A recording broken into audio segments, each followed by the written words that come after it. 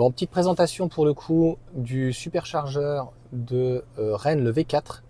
Et tu vois en hiver, là je reviens donc avec Maël la réception. Il a préchauffé 5 minutes. Il fait pourtant une dizaine, 13 degrés. Et le pic, si on peut appeler ça un pic, je suis monté à peine à 110. Je suis déjà redescendu à 97 kW.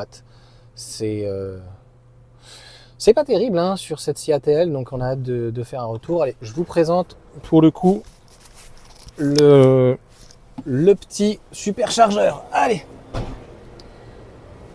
Donc les stèles, pas si pratiques que ça. Il y a un long câble, mais tu es obligé de faire le tour. Tiens, on va faire comme ça. Hop. Alors on est là, c'est super. Hein. Tu as un McDo. Tu as une station-service si ça t'intéresse.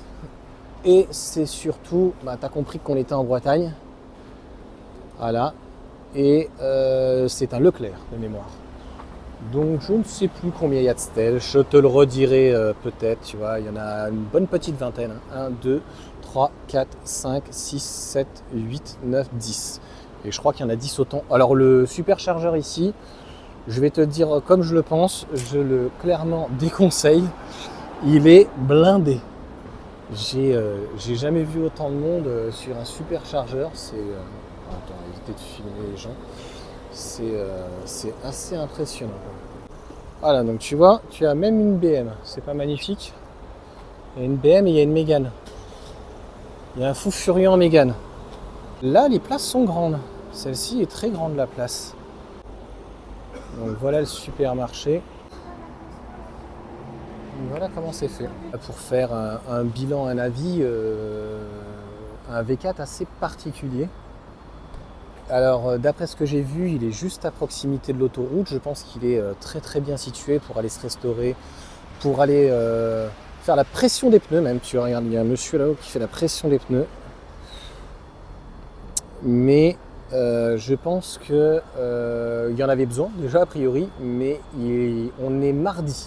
Alors c'est vrai que c'est les vacances, mais clairement, j'ai rarement vu autant de personnes sur un superchargeur comme ça en semaine. Il est blindé. Direct, je te fais une simulation. Donc il n'y a pas que le supermarché en lui-même qui est hyper bien situé.